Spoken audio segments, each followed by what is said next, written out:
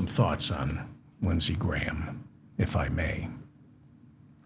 Lindsey Graham need not be idealized or enlarged in death beyond what he was in life.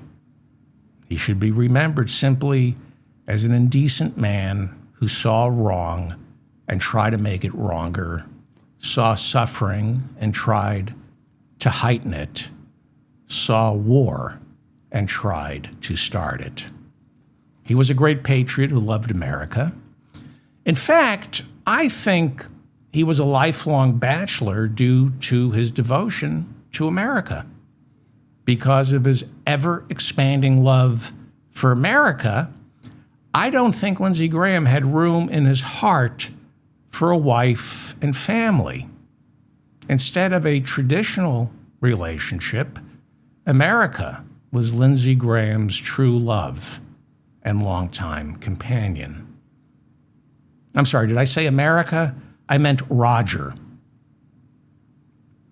Lindsey Graham will be remembered as one of those rare politicians whose only skeleton in the closet was the closet. And one of my chief regrets is Lindsay wasn't alive this evening to see all the Iranians who aren't. We're killing a lot of Iranians tonight, and Lindsay can't enjoy that. We will miss him.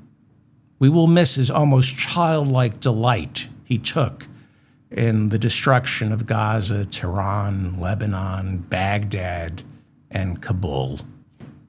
Lindsay's scheduled appearance on Meet the Press had to be postponed until next week, when his corpse is expected to make the rounds of Sunday talk shows demanding Trump order 40,000 Marines to seize Karg Island and the Gulf of Hormuz. A great man. A great man. You know, one of Lindsey Graham's many positive attributes was he never met an American war he didn't like. Some of us, when it comes to American wars, we tend to be fair weather friends. We love the war when it's going well, but we turn once it fails, and it always does. But not Lindsey Graham. When war didn't have a friend to be found, there was Lindsay, a steadfast and loyal friend to all worthless and failed military adventures overseas. Because Lindsay believed that, like diamonds, war is forever. And he never judged. War always knew it could just be itself around Lindsay and not feel the need to explain itself. That's what unconditional love is all about. So long as American bombs dropped and innocent civilians died for absolutely no reason, Lindsey Graham was always there for that war, except for actually fighting in one. So praise for the late senator is pouring in as war criminals from all over the world remember this remarkable statesman. Donald Trump called Graham, quote, one of the greatest people I have ever known. High praise indeed from a man whose inner circle included the likes of Howard Lutnick and Jeffrey Epstein.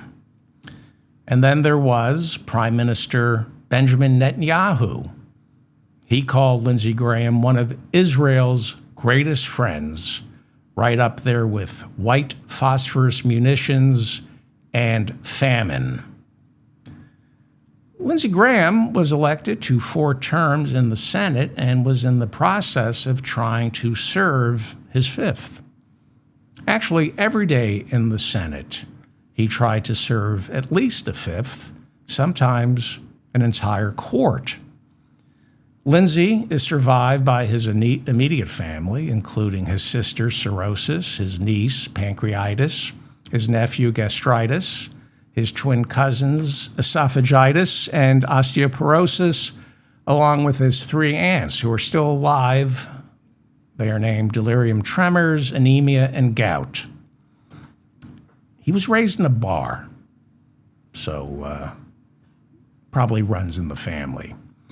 So yes, Lindsay was running for his 5th Senate term in this November's midterms, having won the South Carolina primary on June 9th, defeating Republican businessman Mark Lynch. Lynch got 30% of the South Carolina vote just on that last name alone.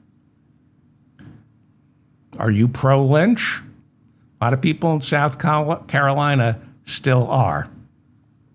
By law, Republican Governor Henry McMaster now gets to appoint Graham's replacement, who, until the new Congress is sworn in on January 3rd, 2027, will fill Lindsey Graham's seat. But can anyone really fill Lindsey Graham's seat? Oh, many men have tried to fill Lindsey Graham's seat, but they always came short. Of all the incalculable ways to describe Lindsey Graham, one thing you could always say with great confidence is that no man could fill his seat. Yes, he could fill another man's seat, and often did, but no man could fill his, no matter how hard they pushed and shoved, no matter how much spit and elbow grease was applied. Lindsey Graham was giving up his seat to no man.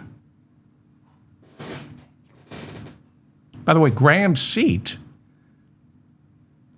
was previously filled by noted Republican segregationist Strom Thurmond. Remember him? He died at the age of 100 in 2003, just 6 months after graciously allowing Lindsey Graham to fill his muddy, rank, and pungent seat. And it was. Look it up. Look up Strom Thurmond's seat.